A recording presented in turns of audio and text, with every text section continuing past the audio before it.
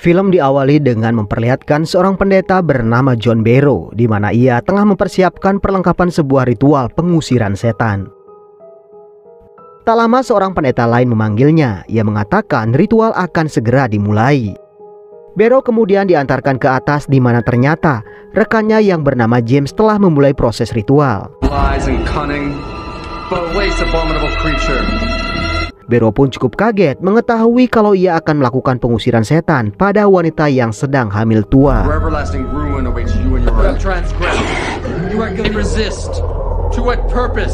James selalu meminta Barrow mengeluarkan kubah penangkap iblis. Namun saat ia lengah, iblis tersebut berhasil mempengaruhi pikiran Barrow, di mana Barrow diminta melepaskan ikatan wanita tersebut. Help me, save me. Help me. Seperti terkena sihir mantra, Barrow berjalan dan melepaskan ikatan wanita tersebut, yang membuat si iblis tertawa dan kemudian memutuskan kedua ikatan tangannya.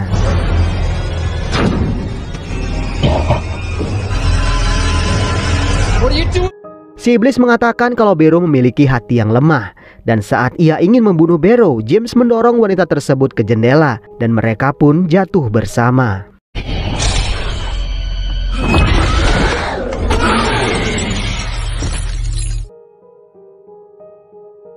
Barrow berjalan perlahan dan melihat ke bawah, di mana ternyata mereka berdua telah tewas seketika.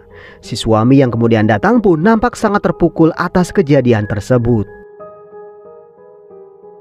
Dianggap lalai dalam menjalankan tugas sebagai seorang pendeta dengan label pengusir setan, John Barrow pun dibawa ke sebuah rumah sakit jiwa Kristen. Beberapa hari kemudian Barrow kedatangan seorang pendeta sekaligus pendiri rumah sakit tersebut yang bernama Father Davis. Barrow mengucapkan terima kasih karena berkat Father Davis Barrow tak masuk penjara, melainkan ia harus menjalani rehabilitasi di rumah sakit jiwa tersebut. Itu karena Father Davis tahu kalau Barrow tak benar-benar bersalah atas insiden tersebut. Father Davis kemudian memberikan Barrow sebuah surat, di mana ternyata Vatikan telah mencabut keanggotaan John Barrow sebagai seorang pendeta. Barrow pun terlihat ikhlas menerima keputusan tersebut.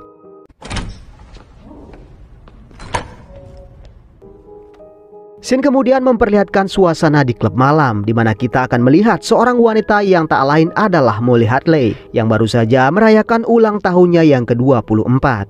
Tak lama pria yang bernama Jason memperkenalkan seorang wanita bernama Linda pada Molly. Molly yang melihat Linda begitu menawan membisikkan sesuatu di telinganya, dan dari tatapan mereka, sepertinya hubungan tersebut akan berakhir dengan cinta satu malam. Hari berikutnya Molly dibangunkan oleh suara ketukan pintu. Setelah dibuka ternyata ia kedatangan dua orang petugas yang menerima laporan kalau seseorang mendengar suara teriakan dari apartemen Molly. Molly pun hanya bisa pasrah mendengar si petugas akan menggeledah apartemennya. Si petugas kemudian mengecek ke setiap ruangan, di mana setelah sampai di toilet, petugas tersebut sangat kaget karena menemukan jasad Linda dan juga Jason.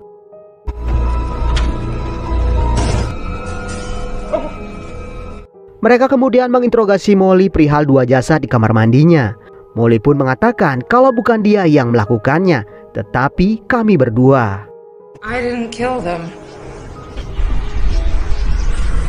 We did.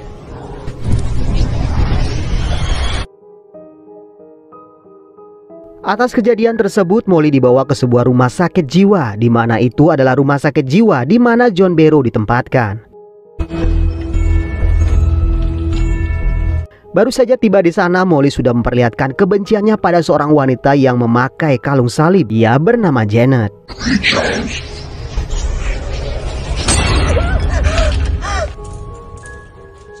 Molly kemudian dibawa ke kamarnya, di mana saat tengah malam seekor serangga keluar dari lubang pembuangan. Serangga itu kemudian masuk ke dalam hidung Molly yang membuat Molly hampir tak bisa bernafas.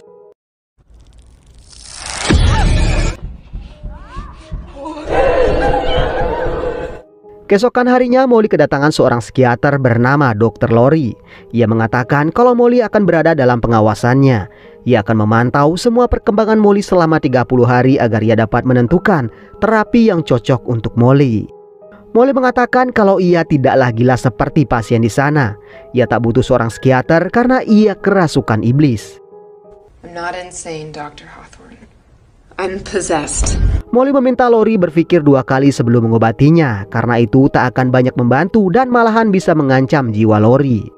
Tentu saja Lori tak percaya dengan hal semacam itu. Ia meminta Molly tenang karena semuanya akan baik-baik saja. Merasa si dokter keras kepala, Molly kemudian memperlihatkan sedikit kemampuannya.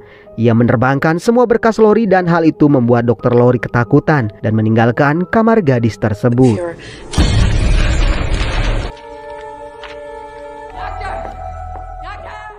Di malam harinya saat Molly tengah merenung, ia mendengar Janet berdoa. Dan dengan sedikit hembusan nafas, ia membuat kertas doa Jenny terbakar. Sementara Janet pun sadar kalau itu adalah ulah Molly yang membawa iblis ke rumah sakit tersebut. Sementara itu Dr. Lori menemukan fakta tentang riwayat Molly, di mana laporan menyebut kalau Molly memang sudah kerasukan setan sejak ia berumur 18 tahun. Di mana ternyata juga ayahnya bunuh diri di rumah sakit jiwa dan ibunya tewas di tangannya sendiri. Saat malam tiba terlihat John Barrow sedang berdoa seorang diri dan rupanya doa-doa tersebut terdengar sampai ke telinga Molly. Molly yang tak tahan mendengarnya kemudian membenturkan kepalanya di tembok. Dan rupanya bukan cuma Molly, tapi pasien-pasien lain juga ikut melakukan hal yang sama.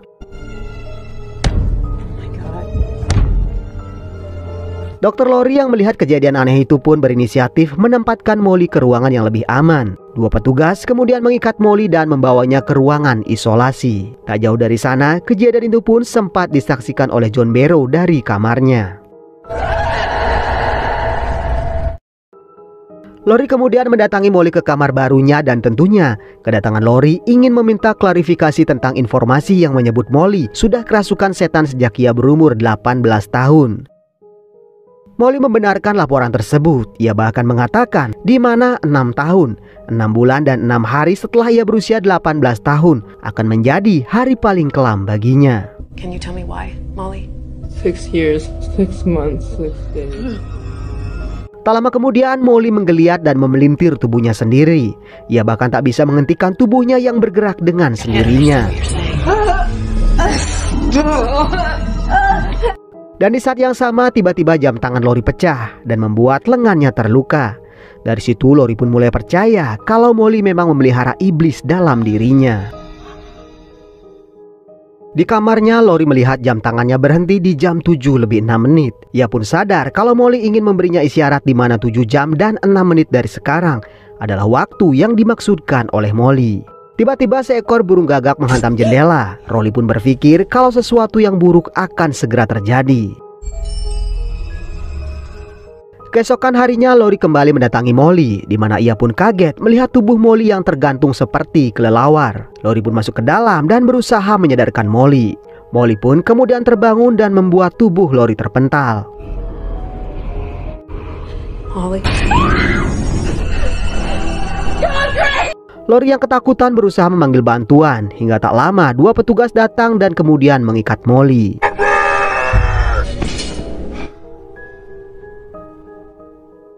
Tak ada pilihan lain, Lori kemudian menemui Barrow dan menjelaskan perihal kondisi Molly saat ini. Dan ia pun meminta Barrow melakukan ritual pengusiran setan pada Molly. Karena ia tahu Barrow itu adalah seorang pendeta ahli pengusiran setan. Barrow mengatakan kalau ia bukan lagi seorang pendeta dan meskipun ia bisa, ia tak boleh melakukannya tanpa izin. Lori menjelaskan kondisinya yang begitu mendesak saat ini dan ia juga tak mungkin melaporkan hal itu ke polisi karena mereka tak akan percaya. Lori terus mendesak Barrow dan menganggap bantuan tersebut adalah sebuah penebusan atas kesalahannya di masa lalu. Dan jika ini berhasil, Lori berjanji akan memberikan kebebasan untuk Barrow. Di saat bersamaan mereka melihat para petugas memunguti bangkai gagak yang berserakan. Lori mengatakan semua itu terjadi tepat di jam 7 lewat 6 menit. Tak lama kemudian mereka kembali dikagetkan dengan Janet yang berdiri di atas balkon. Janet berkata kalau waktunya sudah sangat dekat. Setelah itu Janet pun melemparkan dirinya ke bawah.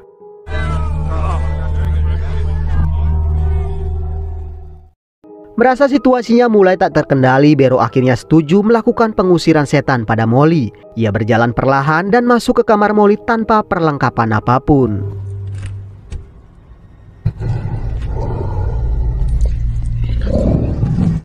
Di sana ia mencoba berkomunikasi dengan Molly yang sudah hampir 80% menjadi sosok iblis. Namun yang Bero temui bukannya Molly tapi iblis itu sendiri. Tak hanya mengabaikan Bero, iblis tersebut juga mengungkit kegagalan Bero di pengusiran sebelumnya. Hal itu membuat Bero benar-benar kesal. Bero mengatakan kalau ia akan segera membebaskan Molly. Dan tiba-tiba saja si iblis berteriak yang membuat Bero pergi dari sana. She's in there and I'm gonna help her out.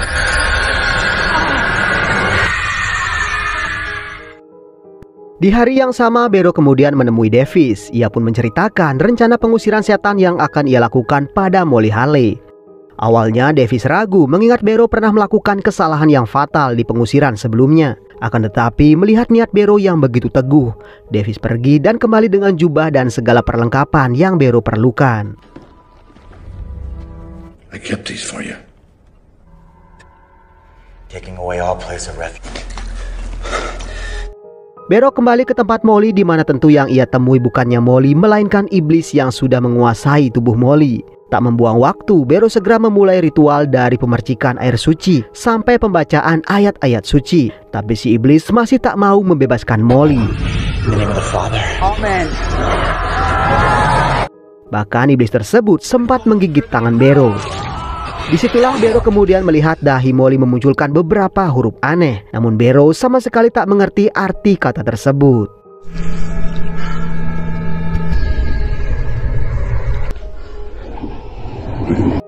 Bero kemudian menempelkan salib ke pipi Molly, namun yang terjadi, si iblis malah meludah ke wajah Bero. Bero lalu membasuh mukanya dan mengobati luka di tangannya. Ia kemudian melihat ke jendela dan melihat beberapa orang berdiri di depan rumah sakit. Ia pun tak mengerti sedang apa mereka di sana. Tak ada waktu lagi, Bero melanjutkan ritual. Ia kembali ke ruangan Molly dan memercikan air suci sambil merapal ayat-ayat suci.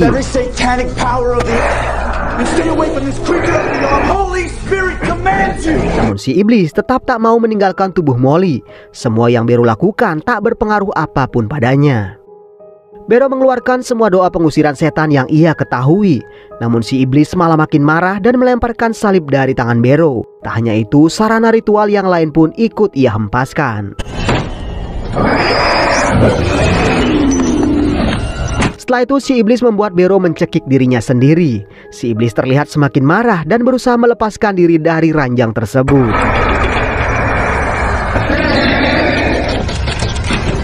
Bero berusaha mengambil salibnya kembali dan menyuruh si iblis keluar.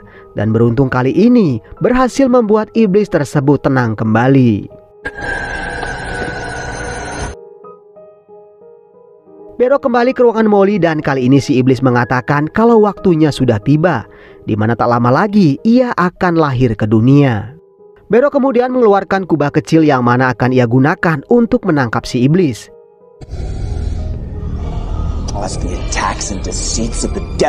Bero mulai merapal mantra dan tiba-tiba muncul cahaya putih. Si iblis yang berhasil memutuskan semua ikatannya tiba-tiba terdiam dan tubuhnya pun melayang di udara. Tak lama kemudian ia muntah dan mengeluarkan banyak serangga dari dalam mulutnya.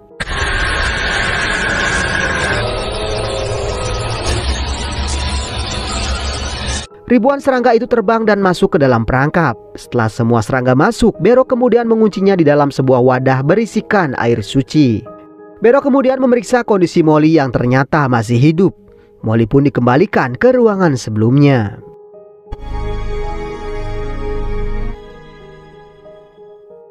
Hari berikutnya, Bero melihat kondisi Molly yang sudah terlihat lebih baik.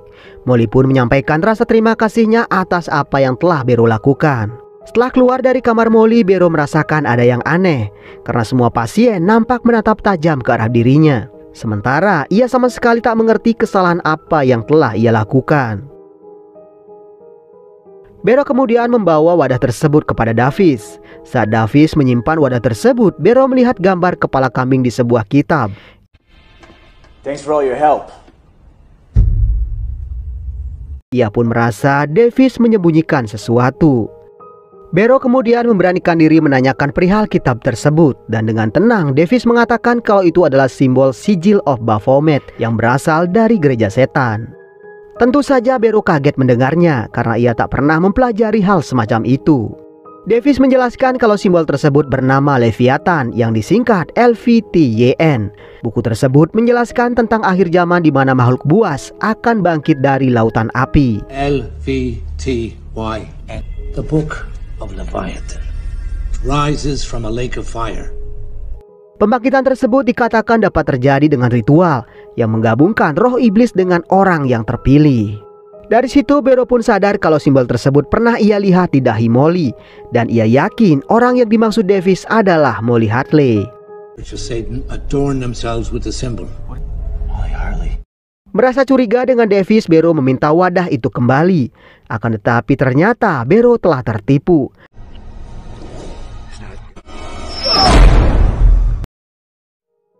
Sementara itu, Molly yang bangun di tengah malam merasa ada yang aneh dengan para pasien di kamarnya.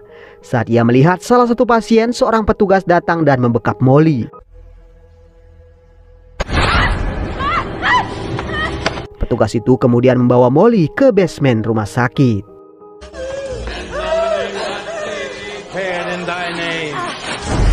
Barrow tersadar berada di dalam kamarnya dengan kondisi kamar terkunci.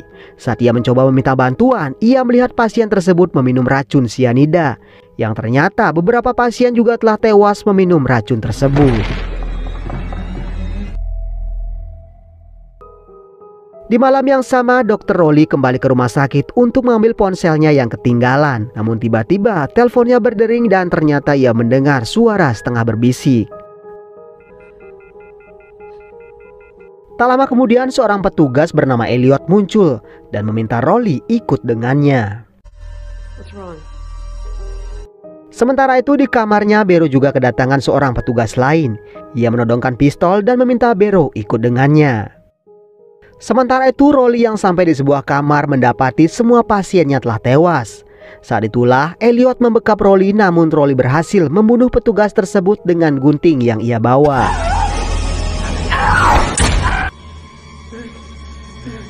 Saat Rowley keluar kamar, ia melihat Barrow dibawa oleh seorang petugas. Tentu ia penasaran dan kemudian membuntuti kemana mereka pergi. Sementara itu di basement, Davis telah memulai ritual. Ia mengambil darah Molly dan meneteskannya di kubah tersebut, yang membuat kubah itu terbuka. Sesaat kemudian Barrow tiba di basement dan tentunya ia kaget melihat Davis yang mana sebagai pendeta senior. Ia malah memimpin ritual pembangkitan iblis. Tak hanya itu, Davis juga mengaku telah membuat semua pasien meminum racun sianida. Ketika para serangga iblis mulai keluar dari dalam kubah, Davis mengayunkan pedang ke arah Molly. Namun tiba-tiba Rowley menusuk perut Davis dari belakang.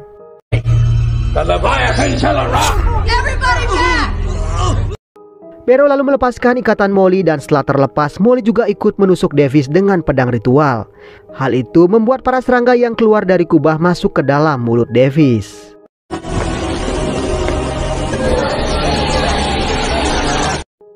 Pelarian mereka bertiga dihentikan oleh dua orang petugas. Saat si petugas berniat menembak Molly, ia malah lebih dulu ditembak oleh polisi.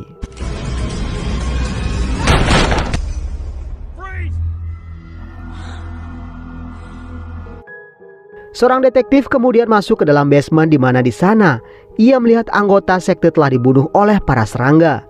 Begitu juga Davis yang tewas mengenaskan.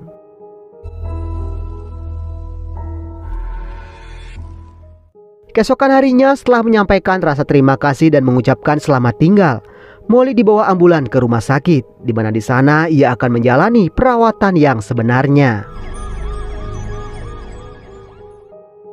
Film pun kemudian diakhiri dengan memperlihatkan seorang remaja dalam perjalanannya ke sekolah, di mana kemudian seekor serangga iblis masuk ke dalam telinganya.